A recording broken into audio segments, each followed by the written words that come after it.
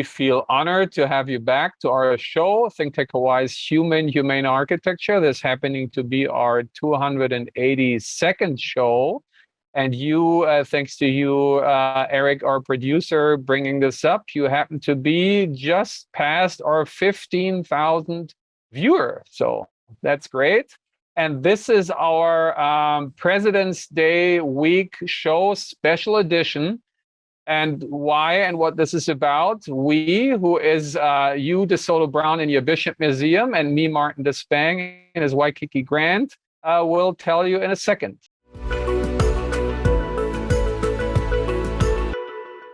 All right, DeSoto. This President's Day was special, right? Because unprecedented, as the press calls it, our acting U.S. president went to a war zone, to Ukraine, and to support President Zelensky. And a couple of days before that, we had our Vice President Kamala Harris going back to where I just came back from in Munich, and even more specifically in the Bayerischer Hof, which has our most favorite and famous tiki bar in its basement, right? Trader Vic's, yes. Exactly. But that's all we're going to talk about, because for another special reason that is big times in the news, and that gets us back to the show quote, which mostly the show has been comprised of. This was more than 2 years ago, where we paired and compared these two presidents, and the very special, also very touching occasion is getting us to the next slide, and you take over and telling us what this is all about.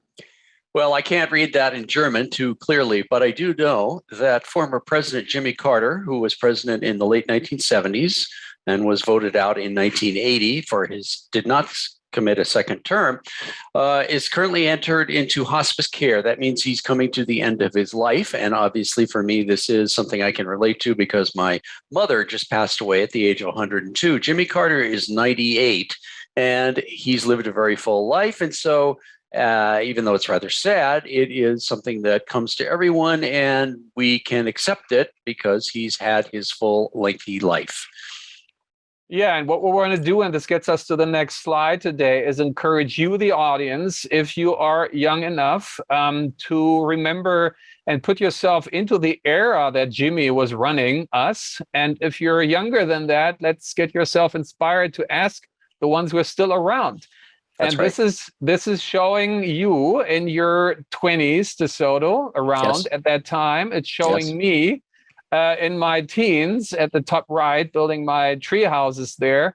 And speaking of tree house, it shows Steve Au down there with his tree house, which he was building exactly around that time, right? Yes. Because that was 77. That was the year when he took office. And That's correct. Next slide, who we wanted so badly to have with us for today, and he's with us spiritually here, is our dear friend, Ron Lindgren, our mid-century modern master, who we want to share a project that he did exactly during that time, right? So hi, Ron, thanks for being with us this way. And thanks for having sent us these two pictures. To the right is you as of yesterday. And to the left is you around that time. You said it was a little later. It was actually when you were just starting with your other masterpiece, the Halekulani here. So that was in the early 80s. So thanks for being with us this way, Ron. And next slide is we want to talk about what happened before this critical point that you, DeSoto, and I say we're actually, besides little ups here and there, we're still in that phase of America having turned reactionary. The fake versus the real, and these two projects here, or that one project, is a very in-your-face example because it's the Royal Hawaiian Center, a shopping center, at the bottom right in its condition as we know it now, which is all faked and put makeup on. And all masqueraded, and to the very bottom left, it is real, the real deal, as by this picture that you provided when it was just completed, which was in the midst, or towards the end, we should say, of Jimmy's reign in 1980, right? That's right. That's correct. Yes. So let's get us to the next slide. So the next slide is showing us the show quote from when we had been talking about Jimmy and its relationship to Hawaii. Let's recuperate that, DeSoto. Well, Jimmy Carter was of an age where he was active in World War II. And as you can see in the photograph at the top left, when he was just married to his wife, Rosalind, he was a military, he was a Navy officer. And after World War II, the family, which at that point consisted of him and some of their children, actually lived here on the island of Oahu because he was stationed at Pearl Harbor. So he underwent and they underwent the experience of living here on our tropical island. And I'd like to think that that's something that was a positive influence on him. And I just want to say that one of the things I admire about Jimmy Carter is that he is a very active Christian, but he does not push your face in it and say, you have to be like me. Instead of being aggressive about it, he just lives it. And he has lived it. And yet one of the things that he has done for years is to assist in construction of homes for people who either have no money or are not able to build for themselves or find a place to live. And so in this way, he puts his faith to work literally in a positive way as an example, rather than by slapping you in the face and telling you, you have to follow the rules he does. And adding to that, DeSoto, he's also the only president in history who has lived in social housing himself, talking about the people and the little people, right? Yep. And upon returning, which he is now deciding to basically calling it good. And after all these years, he returned to Plains, Georgia, where he's from, to buy a house that he still lives in, which is worth $160,000 only, right? Yes. So right. That way he wasn't returning to this home away from home, but he returned to his home, which the two little show quotes below you, the show quote of you down there, which is another recent president who is more homegrown, which is Obama. Obama returns as well, but as we continue to talk about with our PIing, our publicly investigating mobile and driving by his place, not so much. The place he just built for himself is much more than the equivalent of $160,000, right? Yes. This gets us back to Ron as our co-host here spiritually at the very bottom right, which he can allude to Jimmy because they both served and are veterans. And next slide, as we had shared in several shows, Ron is the same thing. Ron never made it for the money, right? They just made enough to make a living. And just like Jimmy is doing in his $160,000 in Plains, Georgia, the equivalent of that in California with the highest cost of housing besides us in Honolulu is around only $500,000 house. That's a contractor's house that he calls his own, but that's pretty much what he has.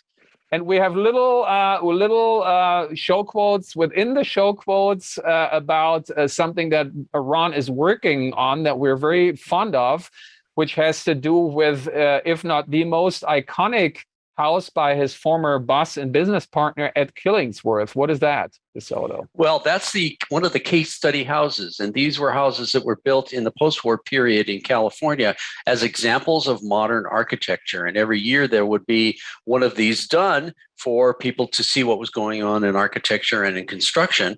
And Ron is currently involved with the two owners of one of these houses who have just purchased it and are looking to not only refurbish it and make it new again, at least in terms of refurbishing, but also they want to get directly from him information on his former boss at Killingsworth, who is the man who designed it. And that's a project that our friend Ron is doing that I think is great. And the house deserves to be given that level of treatment. And I'm really happy for him that he's able to do this. As a retired guy, to go back and help somebody with one of the projects that his boss used to do. Yeah, which then makes him be unretired or not retired. In a good way. And hopefully we can report on that, Ron. Hopefully you can convince your new clients to do that. It is the Frank House, the case house number 25, sorry. So next slide. Zeitgeist is also embodied not just through architecture, but also through automobiles, which is one of our other shows that, Ron, we're going to have you back because you said when the Dymaxion car comes up, I want to talk about it. So we look forward to that one. And I'm associated to the year 72. So that was a little before Jimmy with my Plymouth Fury. That was my dream that I made come true when I came here as a student. And that is, that's just before 73, the big energy crisis that you remember that really informed Jimmy's reign as the pioneering eco-president that said, yes, we got to do things different, right? Yep. There is this famous legendary crisis of confidence speech that he gave to the American people where he was addressing that. And no, not everyone was taking that as encouraging as one should have, and some went the easy way out and say, okay, well, then we're going to go to someone who promises us we can continue to be as excessive as we used to be, and that was General Electric promoting cowboy Ronnie Reagan, right? That's right.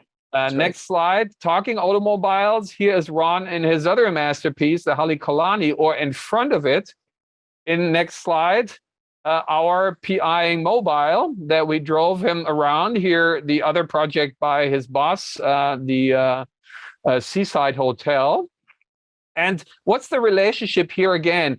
That car is one of the longest made, pretty much unchanged body styles in modern car history from 71 till 89.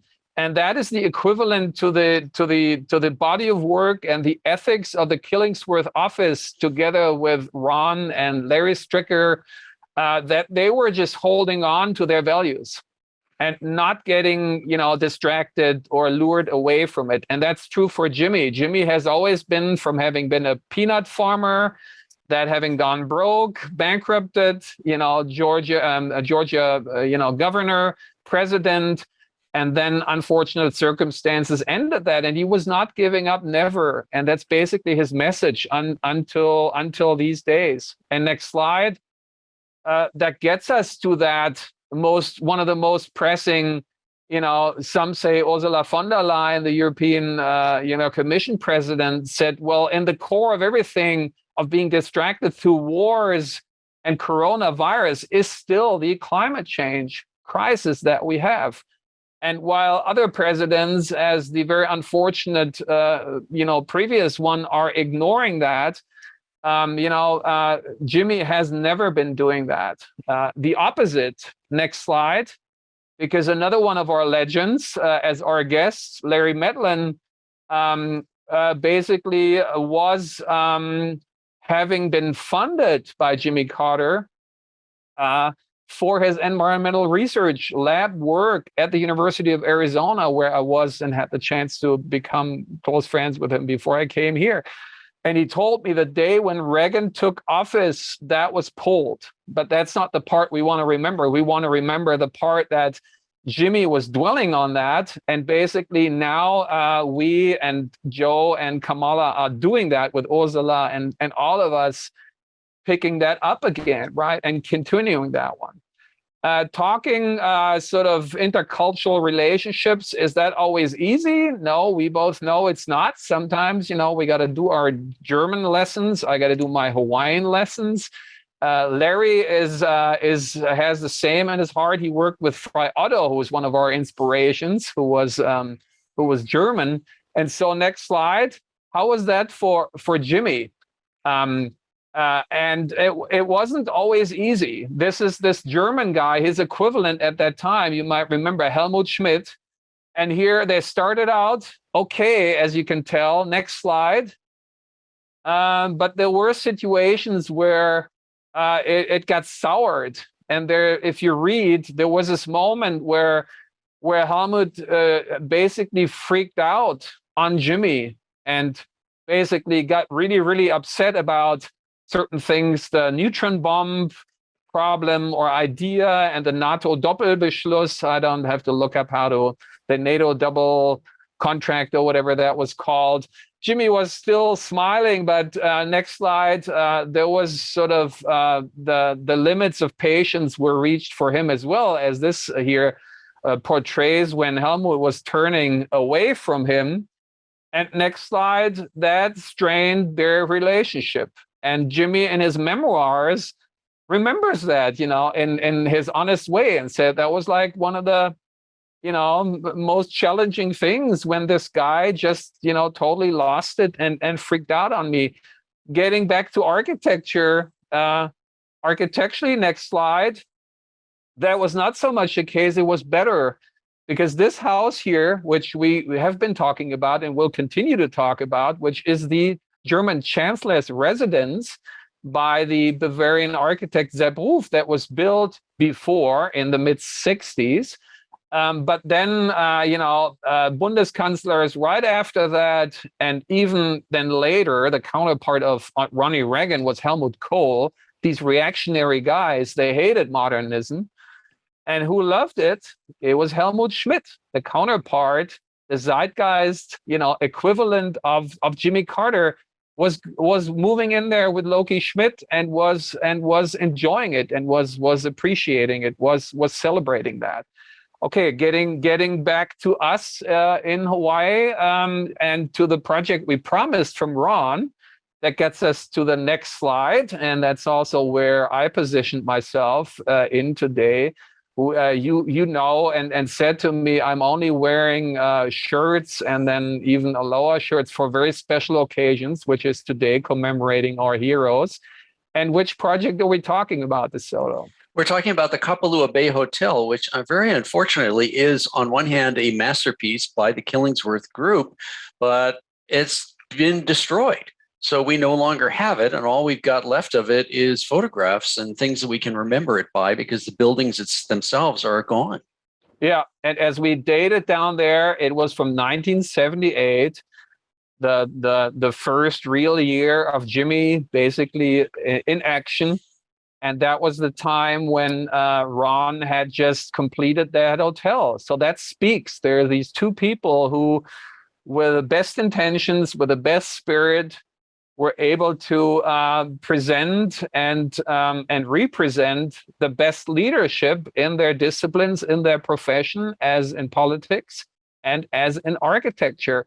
And they were doing it, as we stayed here, as most of the projects, in collaboration with the other legend, the legendary Alfred Yee, who is that brilliant Da Vinci kind mastermind that was headquartered in our Hawaii, but reaching out all over the world, as Ron and Ed were doing and building the finest of resort architecture. Yes. As a cultural enterprise versus just a commercial enterprise all over the world. Right. And next slide is nothing more, a little bit more than my background that I choose, because that's this flamboyant lobby that, with the interior, it doesn't look quite as stiffly as Ron eloquently and elegantly pointed out, as he always is in that show here, that he said it wasn't as sort of, monochromatic and kind of stiff 70-ish. It was starting to get more flamboyantly 80-ish, right? And we wanted to, I wanted to get one more shirt that I ordered, didn't get in time, so we save it for later, but I give you a little hint at the very bottom right what that might be. and that gets us to another sort of zeitgeist representation, which is the movie world and TV. And while, we said where architecture was an actor in actively, at the best of architecture of your childhood, the easy breezy architecture, that was in Hawaii 5.0 predominantly. But that concluded basically when Jimmy, sort of took office, or it sort of, it had its final phase in there. But then it was transitioning into what you taught me, because they wanted to reuse the studios up at your Diamond Head Hill home, HHH. And that was Magnum PI, right? And I just want to say, while, architecture was at its best during the original Hawaii 5.0, But personality-wise, we keep saying that Mayor Garrett was not a nice guy, right? He was hardly ever smiling. He was sort of mean. While then Magnum is the opposite. Just like I think Jimmy embodies the same strong values and really elegance and eloquence and style on one hand, but then smile on the other hand, a big heart that comes through his smiling face, if that's fair to say, right? Yes, I agree. All right, next slide is just a couple more show quotes where, again, when Jimmy brought sort of humanity and humility to perfection through what he tried to do, I think, Ron, you brought what you call structural expressionism, which there is this sort of detail evolution going on in your guys' body of work, and really having how a truss goes through columns. You brought this to the full sort of climax in this thing. As we think in politics, that Jimmy, you brought again the humanity into the core of society, at its best in that time. Next slide. Again, coming from a vision, this is the model that you, Ron, told us your friend and colleague and business partner Larry Stricker did. He always did these models, and that was the vision. You had the vision of this hotel, of this resort hotel, that would not dominate, that would not be imperialistic. It would be the opposite. And that's what Jimmy did in politics, on the world stage, on a national stage, and there were roadblocks left and right.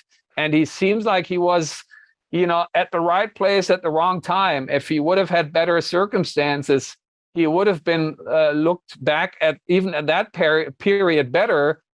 But, he did all the best. He was trying to save life in the hostage crisis there. That worked out, but Americans were holding it against him and saying, you were not tough enough, right? And then, Ronnie took over, and he claimed, and the day he took office, he could say, oh, I've freed the hostages. However, we have to give him credits for that. And that time, he brought Jimmy on board, at that event. So he wasn't like, stealing all the credits. There was still some decency. I mean, even within, I don't want to go there, but even with the other political direction, the Democratic Party, there was some decency in there, how to get along with each other, which we unfortunately have lost, and we're losing more and more down the lines, which we're very worried about, right, and afraid of. So let's get to the next slide and talk about, in the last 4 minutes we have, there's an article, Ron, that we stumbled upon in the New York Times from 2006, shortly before your Kapalua Bay Hotel, as you DeSoto pointed out, would have been gone, just like, Jimmy told us that he will be gone, at least from this earth, soon. And it's a beautiful homage of this lady here to you, Ron, and I think achieved, which we show at the top right, achieved the most, is the absence of ego and the presence of humanity in architecture. And we just want to once again say that it's true for both you guys, Ron and Jimmy, and your attitudes and your work and your gestures that you make. Next slide. And having preceded your active, this era, right, when he was not, as you said, DeSoto, when he was only after one term, he wasn't president anymore, but he's now being rehabilitated also for the years he was president, but he never needed to be rehabilitated for the time after that, because he had always been recognized for having been the best past president and having done the most for the people in this time after. Again, not for himself, not building big mansions, which is one of the accusations that people hold against Barack Obama, who was a great president as well during his reign and is also doing great for people. But again, Jimmy just lives it better as a raw model, as you said, as a Christian, not just saying it, hypocritically and then doing something different, but really doing it right. And on the right side is again after Ron, your Maui project got torn down, you moved on and you did the next masterpiece, the Halekulani, that we treasure so much, right? So same thing. And I've just came there from my daily routine. Next slide, I should say hi from Terrence as always, but I should also say in additionally hi from who they call, and he wants to be called Uncle D, who is taking care of safety and security in Halekulani. And when I asked him about Jimmy and told him that we want to do the show, he said immediately how Jimmy impacted architecture directly, even with us in Hawaii. And this is another uncle. This is Uncle C. Also told us about that when we were on the Big Island that we still have to report on in a show that we will call Liquid Stoned Hawaii. Uncle C said, hey, Jimmy was here and built for Habitat for Humanity on the Big Island, right? So Jimmy, even was here architecturally, really, with a hammer in his hand at that time. And he was doing that until very recently when he had been fighting cancer. And, only to keep on doing that allowed himself to take advantage of his privilege and having the FDA convinced to try a treatment, a medicine on him, not for his own sake, right? But to keep serving the people. How awesome is that?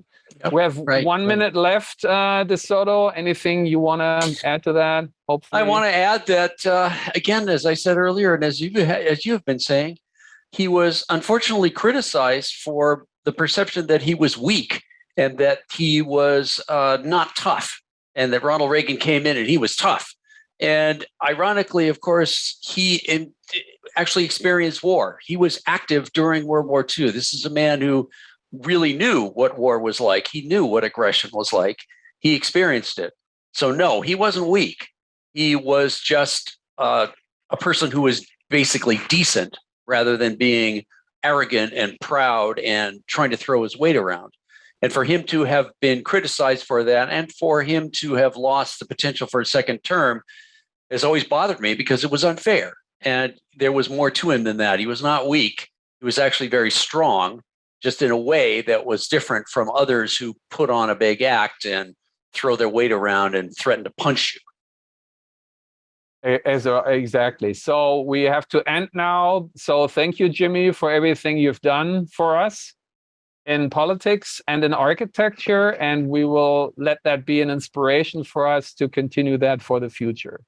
Thank you so much for watching us. And thank you, Jimmy, again. Bye.